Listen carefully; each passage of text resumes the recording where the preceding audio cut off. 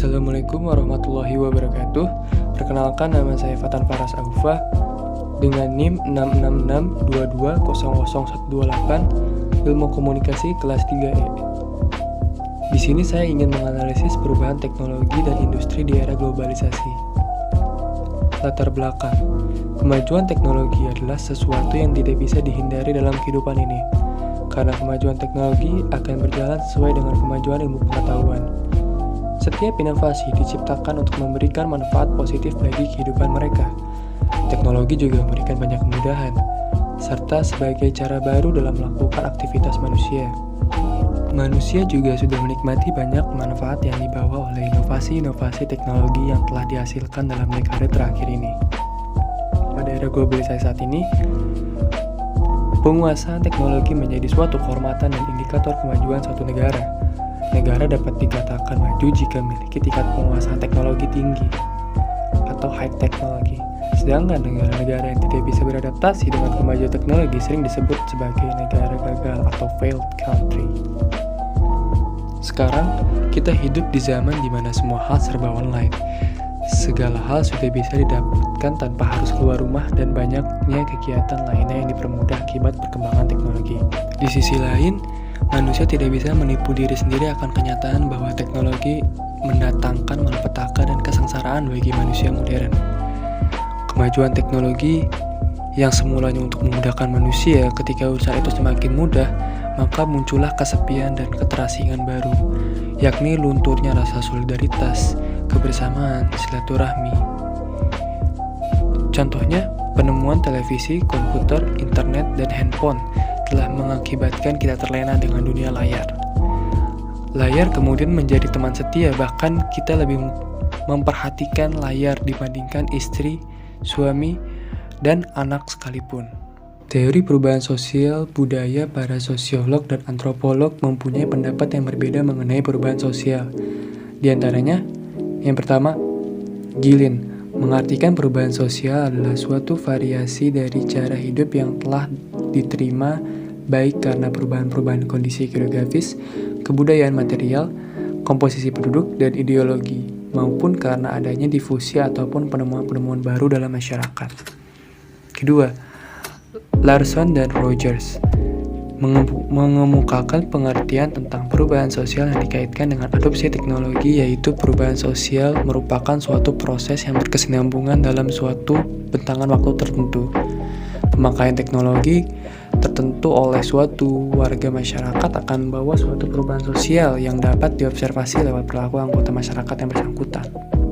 3. Sujono Sukanto mendefinisikan perubahan sosial adalah segala perubahan yang terjadi dalam lembaga kemasyarakatan dalam suatu masyarakat yang mempengaruhi sistem sosial.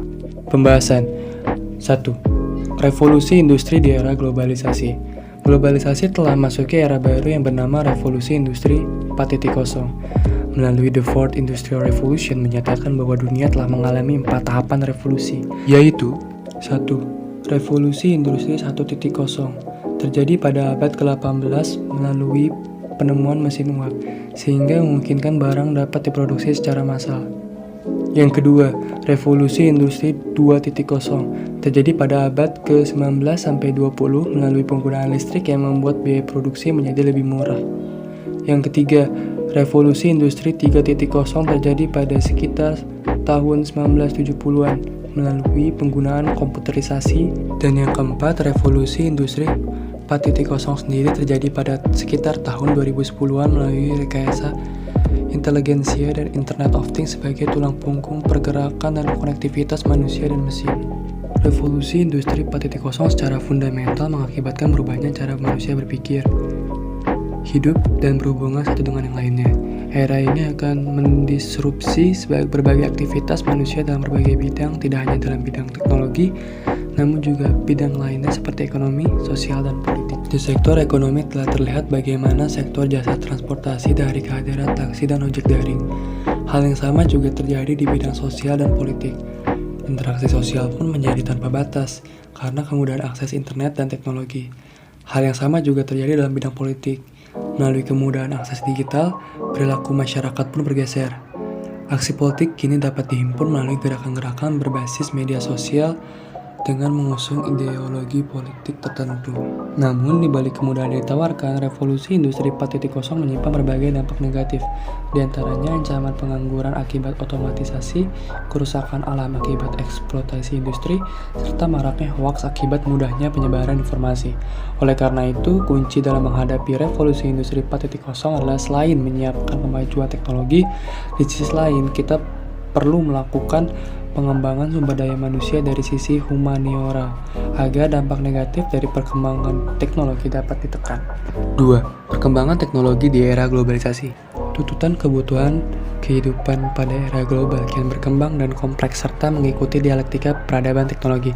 Sebagai implikasi dalam sebuah kehidupan di era ini, hanya orang yang baik sebagai individu ataupun kelompok yang dapat menguasai pengetahuan dan teknologi lah yang mengendalikan persaingan. Sebaliknya, mereka yang tidak menguasai pengetahuan dan teknologi akan menjadi pecundang dalam suatu persaingan. Dalam konteks ini, masalah kehidupan yang dipecahkan bersifat unik dan memerlukan suatu jawaban atas pemecahannya sebagai representasi pemanfaatan teknologi yang tidak seragam. Sebagaimana pendapat Nadler dan Hibono, penanda ritme dialektika kehidupan adalah no two situations are alike. Each problem is embedded in a unique array of related problems. The solution to a similar problem in another organization. Perkembangan teknologi akan mengalami beberapa siklus. Jacob menjelaskan beberapa siklus perkembangan ilmu pengetahuan dan teknologi menjadi 5 tahapan. 5 tahapan tersebut dinyatakan sebagai 5 siklus kondratif, yaitu siklus yang akan berulang setiap 50 tahun. Kelima siklus tersebut adalah: yang pertama, dimulai dengan revolusi teknologi pada tahun 1760. Yang kedua, ditandai dengan terbentangnya jaringan kereta api pada tahun 1848. Yang ketiga, dimulai dengan ditemukan ban berjalan pada tahun 1895. Yang keempat, ditandai dengan ditemukannya tenaga atom dan motorisasi massal pada tahun 1945. Dan yang terakhir, yang kelima, ditandai dengan perkembangan mikroelektronik serta bioteknologi. Manusia saat ini benar-benar telah menjadi budak dari teknologi. Berdasarkan survei yang dilakukan oleh Secure Envoy, yang melakukan survei terhadap 1.000 orang di Inggris, menyimpulkan bahwa mahasiswa kini mengalami nomophobia, yaitu perasaan cemas dan takut jika tidak bersama telepon selulernya.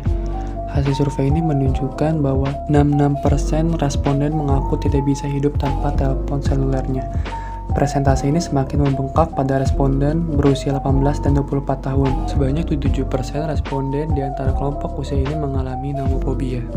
Menurut Peterson, komunikasi pembangunan adalah usaha yang terorganisir untuk menggunakan proses komunikasi dan media dalam meningkatkan taraf sosial dan ekonomi yang secara umum berlangsung dalam negara yang sedang berkembang. Komunikasi pembangunan ada pada segala macam tingkatan, dari seorang petani sampai pejabat pemerintah dan negara, termasuk juga yang di dalamnya dapat berbentuk pembicaraan kelompok, musyawarah pada lembaga resmi siaran, dan lain-lain. Dengan demikian, dapat dikatakan bahwa komunikasi pembangunan merupakan suatu inovasi yang diterima oleh masyarakat melalui proses komunikasi. Dalam perkembangan teknologi dan revolusi industri pada era globalisasi sangatlah memerlukan komunikasi pembangunan dalam meningkatkan pertumbuhan ekonomi, pembangunan, meningkatkan keadilan sosial, kesejahteraan masyarakat, dan kelestarian alam. Kesimpulan, kemajuan teknologi adalah sesuatu yang tidak bisa dihindari dalam kehidupan ini, karena kemajuan teknologi akan berjalan sesuai dengan kemajuan ilmu pengetahuan. Setiap inovasi bisa diciptakan untuk memberikan manfaat positif bagi kehidupan manusia. Di sisi lain, manusia tidak bisa menipu diri sendiri akan kenyataan bahwa teknologi mendatang membawa malapetaka dan kesengsaraan bagi manusia modern. Kita bisa lihat dari kemudahan akses internet dan teknologi yang menyebabkan sektor ekonomi menjadi meningkat. Salah satunya yaitu jasa transportasi online.